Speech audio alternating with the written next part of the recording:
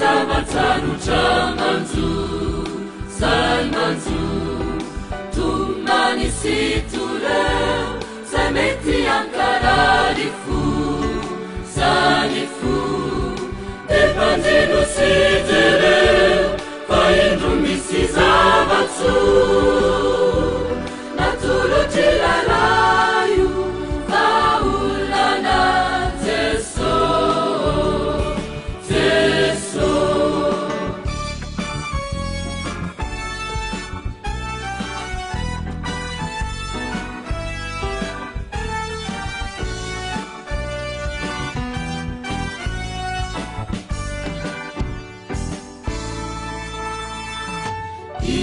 isahitasile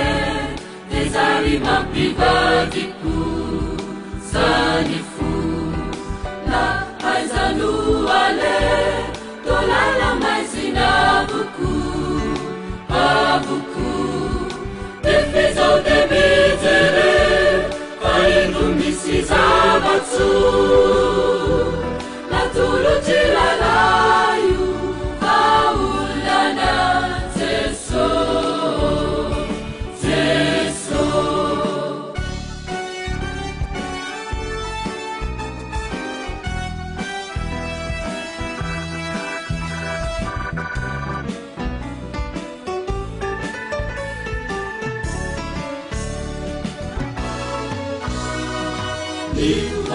nivavitsikety tsy fantatra zay mborise zaise toizanany ty fatokina noase noase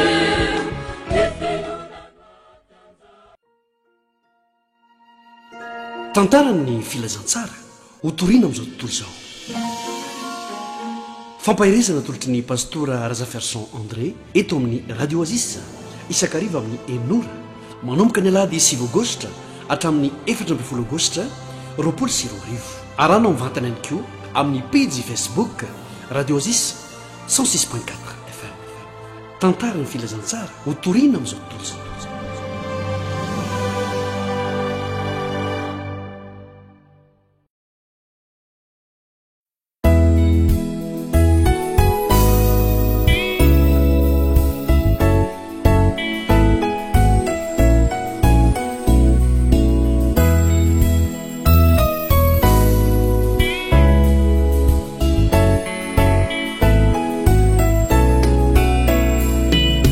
Tupo ampiare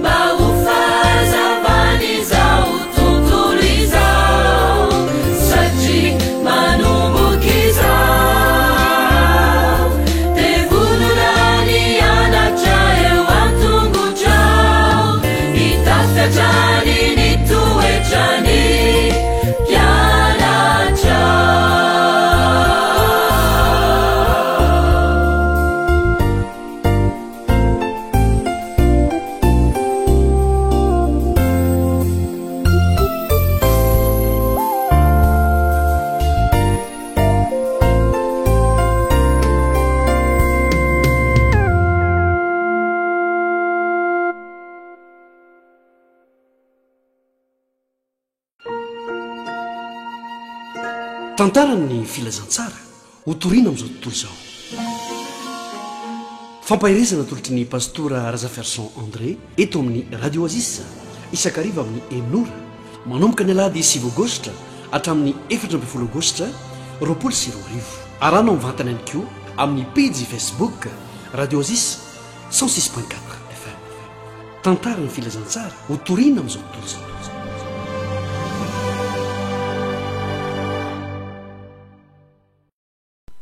Ry mpiainy malala mbola fifaliana ho ahy indray ny miaraka aminareo amin'izao fandaharana eto izao ary isaorako manokana ny tompo izany isaorako anao ihany koa izay nahay nandamina fandaharam-potoana mba hifantohana indray amin'ity dinidinika ara-tsoratra masina mifototra avy eo amin'ny tenin'ny tompo ity satria tenin'Andriamanitra no ataontsika dia manasa anao sahady ahy hiaraka hivavaka ry irainay eo zay any an-danitra anohy ny fandalinana ny teninao izahay ka dia mangataka indrindra ny fiasan'ny fanahy masina mba ho eo aminay anazava ny sainay hiaro anay amin'ny fieverana mety maha-olombelona anay dia ampitomboy eo anatinay tompo ny fahazavany zany teny zany fa tonononay amin'ny anaran'i Kristy mivavaka amen. Raha tadidinao ry mpiainy malala dia hoe mpivavaka karazany roa no ny rahantsika teto ary nalaintsika sary aneritreritra izany mpivavaka karazany roa zany zay mpiray-tapo satria ireo mpiray-tapo voalohany indrindra teto ambony tany dia misy any Kaina sy Abela. Ny asa mandrarahan'izy ireo moa dia tadidinao tsara fa ny ray mpamboly dia ny ray mpiompy ka rehefa nandova n'ilay fivavahana amin'ny Andriamanitra iray ihany izy mirahalahy dia samy nentaniny hafanampony sy ny fahatakaran'ny sainy ka dia nitondra fanatitra ary izany fanatitra izany dia miankina be deaibe tamin'ny fahazaony an'ilay hevitry ny tenin'Andriamanitra. Izao ny firaketana nefa ao amin'ny tenin'Andriamanitra rehefa nivakitsika teto tamin'ny farany teo hoe Genesis na Genèse 4:4 manao hoe ary Kaina ny teny tamin'ny Abela rahalahiny ary no nitany an-tsaha izy ny rahalahy dia nitsanga ny Kaina nanatona ny Abela rahalahiny ka namono azy. Eo tsika nyresaka hoe tandremo aiza dia taonao zavatra mahagaga na manaitra anao raha to ka misy mpivavaka oatra anao izay tsy faly rehefa mivavaka marina ianao. Tadiditsika tsara fa tamin'izay resaka nataontsika zay dia misy an'le hoe rahalahy i Abela rahalahy ny Kaina mpivavaka amin'Andriamanitra iray ihany dia misy mifampiantsika hoe rahalahy rahavavy ranadahy ranabavy kanefa i Kaina sy Abela dia nahavanin-doza ny tantara fa sahan'ilay rahalahiny namono an'ilay rahalahiny dia amin'ny androtsika aoka ho tsarovantsika izany fa lesona mba tsy ho alaitahaka ny hoe mpivavaka amin'ny Andriamanitra iray ihany kanefa dia misy rahalahy misy rahavavy misy ranadahy misy ranabavy zay samy tsangana amono ny rahalahiny na ny anabaviny na ny anadahiny na ny rahavaviny. Fa rehefa toizatsika ny fampianaran'ny tompo androany itsika ny hiditra amin'le toyany ray hoe efa akaiky ny fanjakan'Andriamanitra ho jerentsika indray mikasika any amin'izany loha hevitra zay nataon'i Kristy toriteny zany zay nifaritany hoe filazantsara an'Andriamanitra. Andeha etrerentsika indray izy hoe io izy fa mametraka n'ilay toriteniny dia ny amin'ity dia ny hoe efa akaiky ny fanjakan'Andriamanitra. Andao hidirantsika lalindalina izany. Misy sary mietsika kely ity dia misy an'izao sary izao tadidinareo tsara rehefa mitomandavana ohatra an'izao ny fiarakodia dia lasa ao anatin'ny eritreritra hoe misy zavatra mampivory olona zany zao ka mitanjozotra izy ireny ka na izy ireny andeha andevina na izy ireny andeha ilanina ho amin'ny fanambadiana. Ary ao amin'ny Matthieu 4:20 ny andininy fa 2:30 sy 3:30 dia misy an'izao fanambarana izao ao hoe ary mianara ny fanoharana ny amin'ny aviavy raha vao manaroka ny rantsany ka mandravina dia fantatrareo fa efa akaiky ny lohataona. de tahaka zany ko ianareo e raha vo hitanareo zany rehetra izany de aoko ho fantatrareo fa efa akaiky mbia eo ambaravarana izy fanoarana famantarana ary Kristy mihitsy no manao fampianarana mampiseho amintsika hoe misy an'izany famantarana zany nge mielo mamineo fa efa akaiky ny fiavian'ny fanjakan'Andriamanitra de mipetraka avy hatrany ny fanontaniana manao hoe inona avy ka ireo famantaran'ireo e inona avy izy ireo dia toy izao ny zavatra hita rehefa mitsangany Kristy mpanaradia azy eo de tadidinareo fa ao misoratra masina ao amin'io 420 dia mahita sy mitantara ny Kristy zay mitsangana dia manao fanazavana amin'ireo mpianan'ireo izy de zao ny voalaza ao amin'ny 9 hoy izy hoe ary nipetraka teo atendrim-bohitra oliva izy de nanatona azy mangingina ny mpianaka nanao hoe lazao aminay izay andro atongavany zany ary zay ho famantarana ny fiavianao sy ny fahataperany zao tontolo izao ay efa nahaliana ny mpianatra taloha be atsika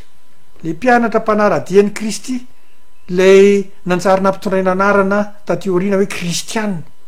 nahaliana ny zareo hoe fa inona ka izany tantarainao zany ry Kristy mpampianatro de miteny izy mba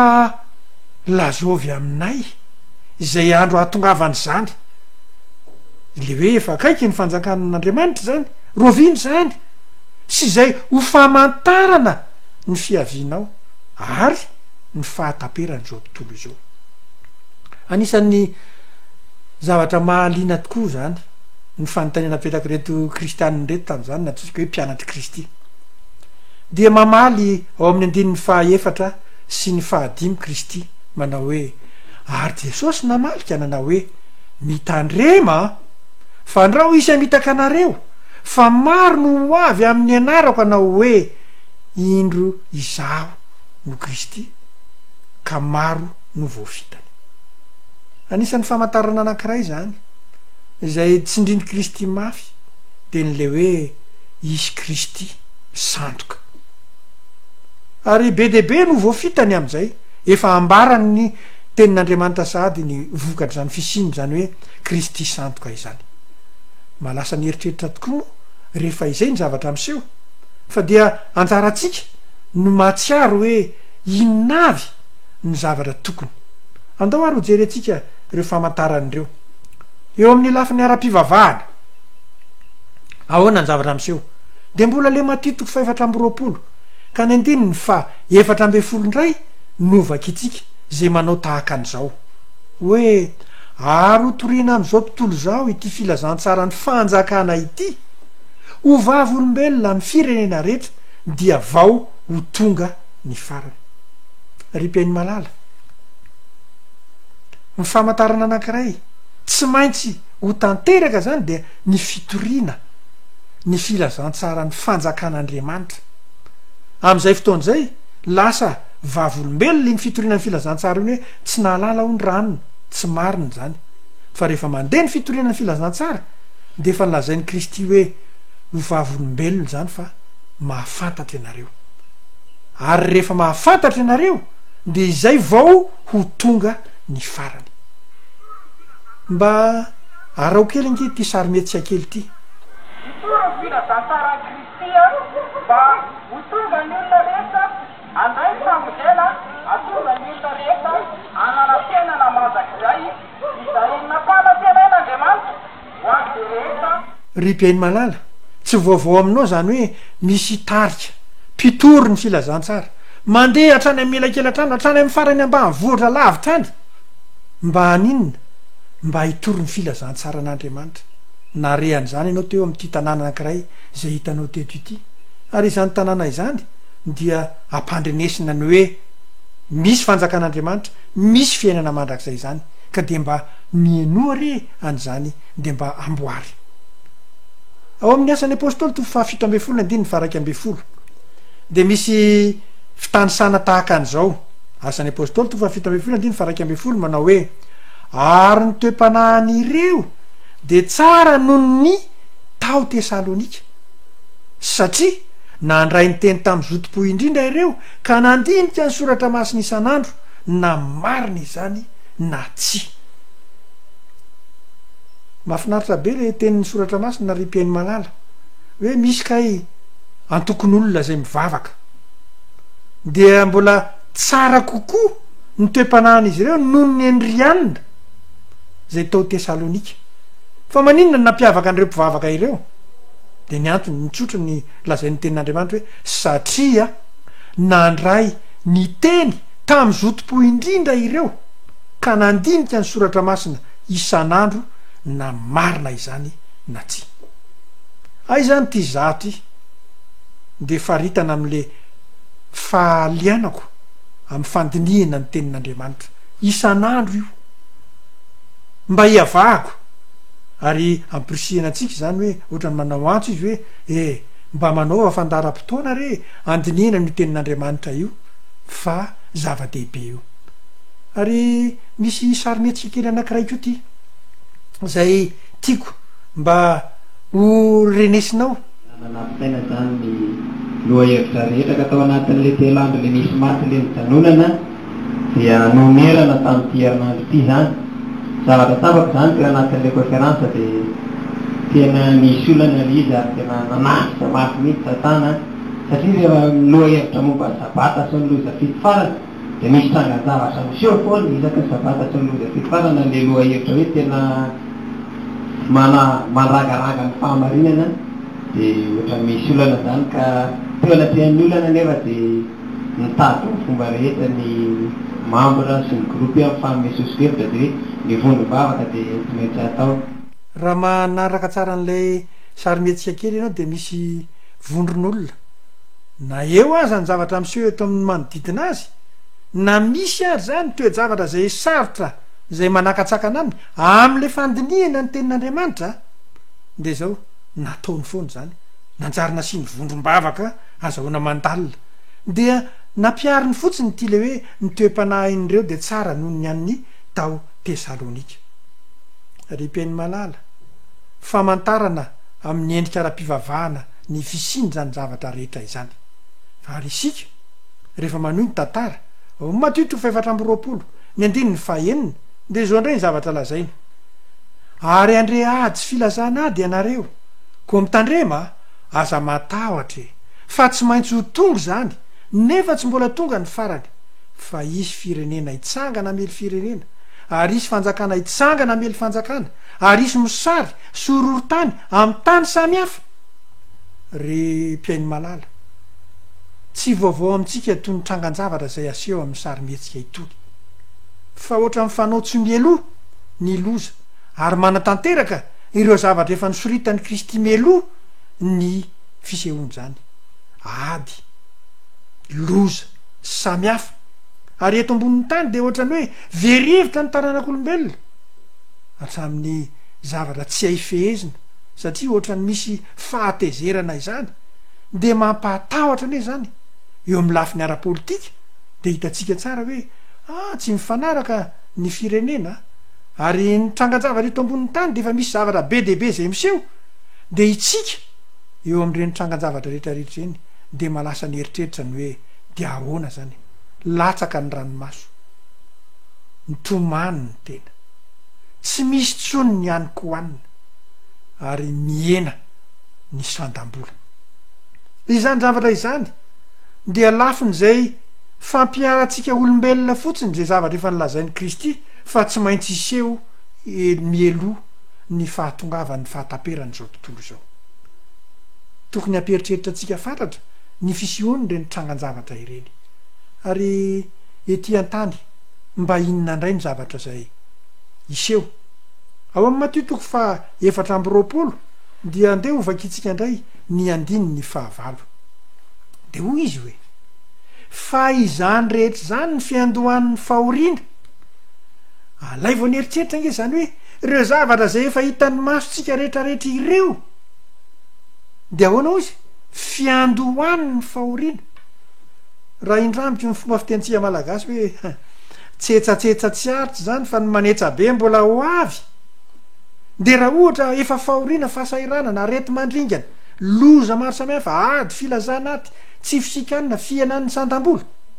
de mbola hoy izy ny teniny hoe fiandohan'ny fahoriana izany zavatra zany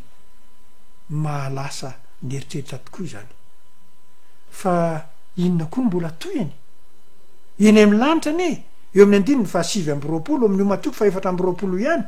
de hoy izy ndray izy raha vao afaka ny fahoriana am'ireo andro ireo ny masoandro a de ho amaizinina ary ny volana tsy azava ny kintana iraraka avy any an-danitra ary ny herin'ny lanitra ozongozonina misy zavatra zay soritany mazava tsara hoe eny amin'ny lanitra misy zavatra zay iseho ary rehefa nyresahany de ny hoe ny masoandro ho amaizinina iny masoandro ho amaizinina iny de iseho eto ambonin'ny tany ary izany fisehoan'ny masoandro maizina izany dia niseho teto ambonin'ny tany tany amin'ny faritry Amerika avaratra iny tamin'ny 7 ny volana May taona 750 tamin'iny alina iny ihany dia nisy trangan-javatra zay nalasa ny eritreritra fa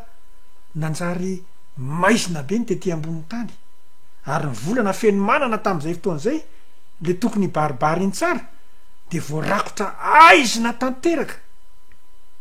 de gaga ny olona na ny biby aza nanjary namonjy fodiana nefa voandro atoandro be nanahary zany a de rehefa afaka le maizina tamin'ny atoandro be nanahary de ny andry volana isoka le olona hoe io fa feno manana ny volana tamin'ny 7 ny volana May 750 ihany dia ny volana nanjary tsy nazava ary zay rehetra nanaty maso ny mpanao gazety nitatitra an'izany vaovao de nilaza hoe ny volana ozy a feno manana tamin'izay fotoan'izay de mipotra sy ny letika tao anatin'le maizina be tamin'le masoandro namaizinina iny de ohatra ny vongan-draha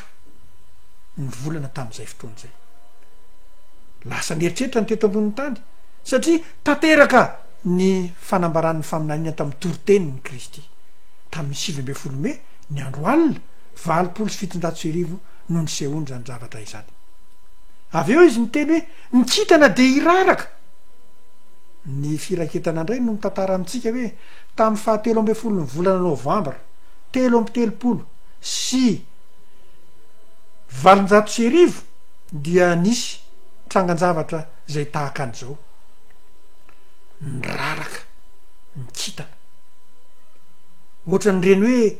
misy mpanondraka kitana zany avy eny amin'ny lanitra de niraraka nikitana avy eny an-danitra zavatra nalasa ny eritreritra be ny trangan-javatra ohatran'izany raha tsikaritra ao zany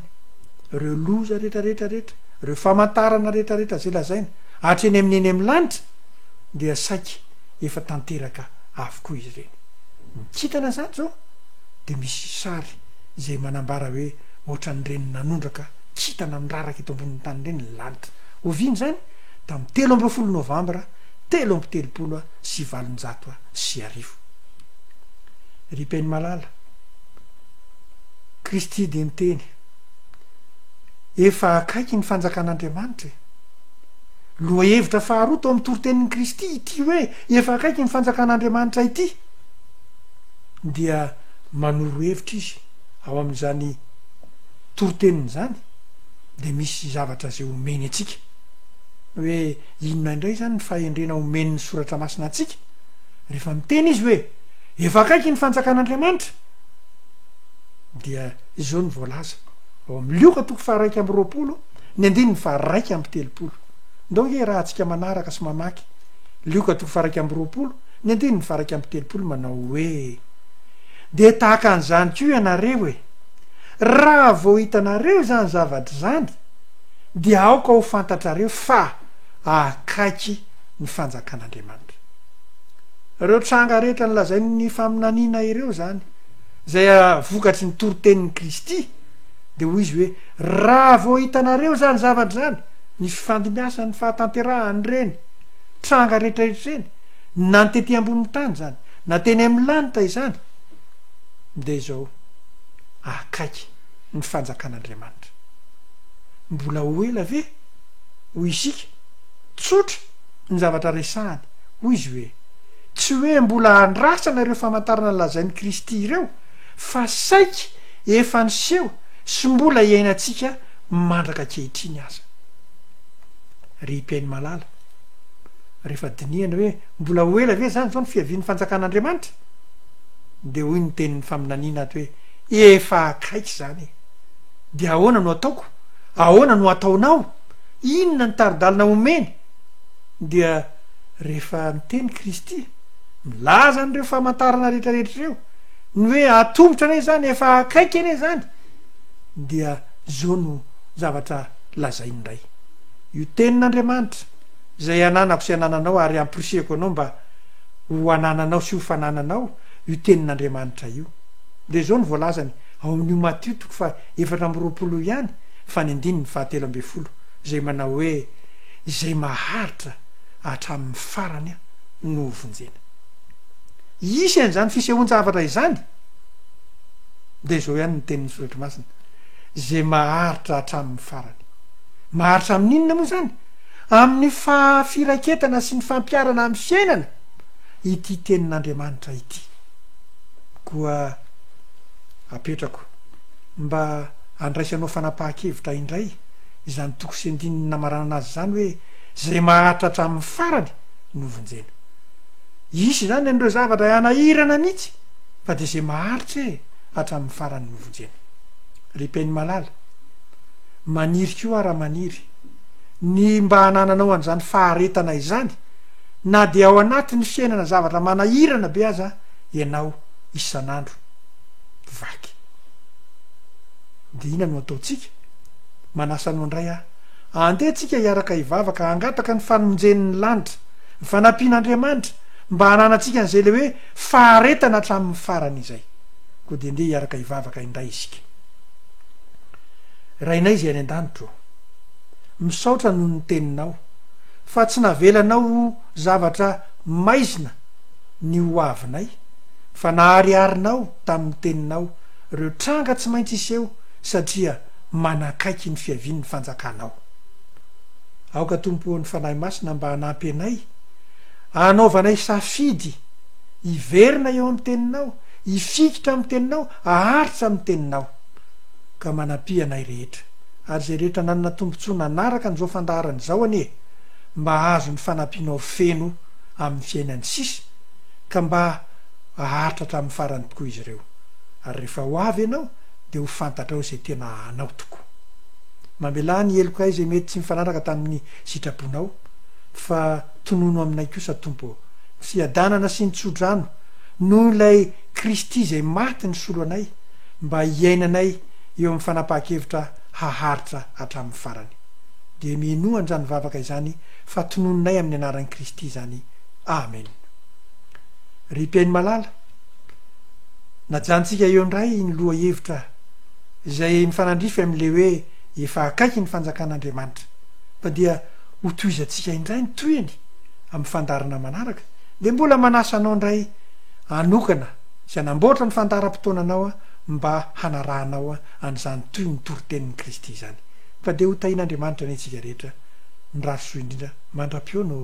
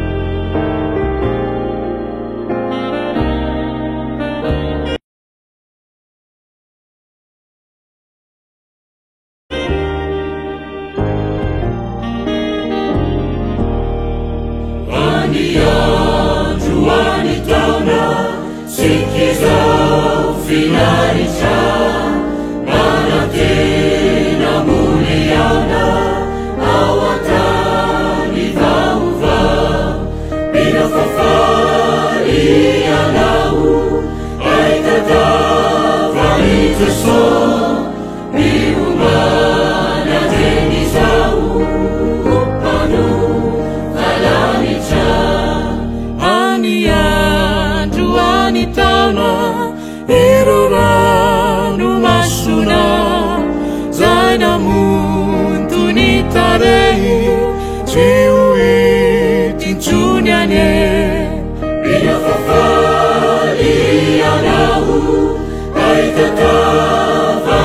jeso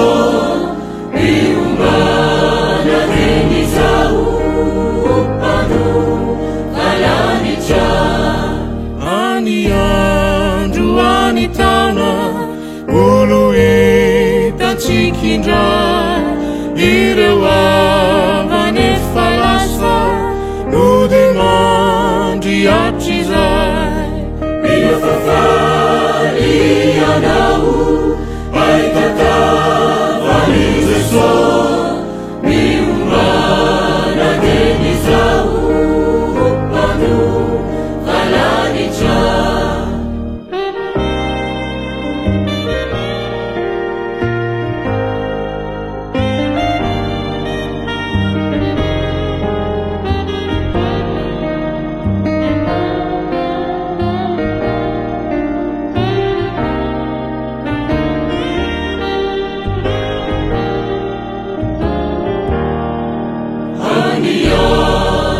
anitana sikiza frianicha manatena muliana awatani vauva miafafalianau aitatavani jeso miumbana denizau panu kalanicha ani andro ani tana izo tena tsikiza laurana katany diosolona vaova miafafalianao aitatavani jeso miumbana denizau panu kalanicha miafafalianao aitatavani jeso